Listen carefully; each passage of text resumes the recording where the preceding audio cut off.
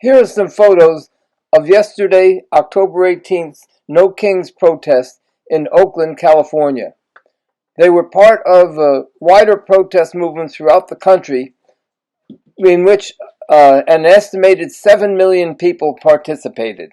There are some conclusions that we will draw at the end of this video, both as far as how this movement can develop, but also the extreme dangers that exist. But first, here are some of the signs that people in Oakland made up. It's a window into their thinking. Some, such as this sign, were almost like a short leaflet on an entire poster. Trump is demonizing Antifa, but this sign makes an excellent point, because Antifa is more of a slogan than an organization. And what is that slogan? Anti-fascist. So, if you aren't anti-fascist, then as the sign says, what the fuck are you? Musk, of course, has not been forgotten. Nor has Richard Epstein. Here's the poster that I made up. I was interested to see a couple of hardcore Christians there, and I had a conversation with this guy, and no, he was not a counter-protester. He just interprets Christianity in a different way from the main Christian fundamentalists. DSA was there with their banner, but I did not see many of their members. Here is a description of the general point of view of MAGA and Project 2025. ICE, of course, was a big topic.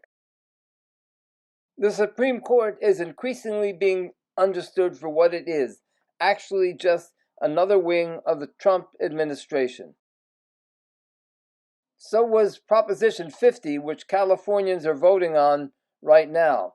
That's a proposition which would, at least in part, neutralize the gerrymandering that the Republicans in Texas and other states are trying to carry out. The so-called socialist left, by the way, is at best neutral, if not outright opposed to Proposition 50, because they think that their main task is to fight the Democrats, not the fascist-connected Republicans. Now here's the response of Trump to these massive protests, and his response, as we will see, should be taken very seriously.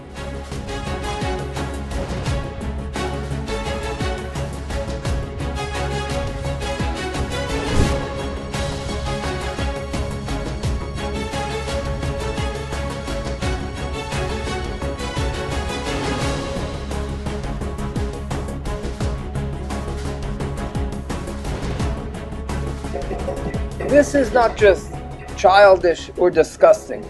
It is an actual threat. And let us not forget that Israel has used similar tactics in the West Bank to repress protests there.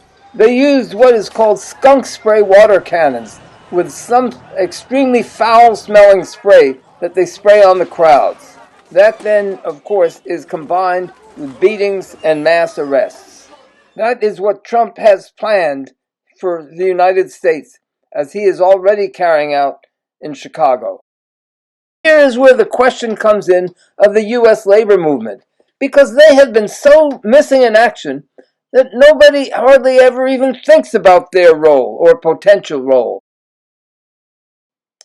I spoke with this tiny little contingent from the SEIU, which was actually the only labor contingent that I saw there. It turned out that they were all staffers, no rank-and-file members. And I asked them about that, and they said, oh yeah, it's true, our members aren't really interested. Then I pointed out that their union website had no mention of this protest, nor of Trump's plans for martial law, and all they could do was shrug their shoulders and say, yeah, that's true. They were chanting their favorite chant, when we fight, we win, which, when you think about it, is actually saying that using our present methods, we don't expect to win any of our demands, so let's just be happy with getting out there in the streets and doing something. No wonder the members are demoralized and alienated from the union. Here is my response.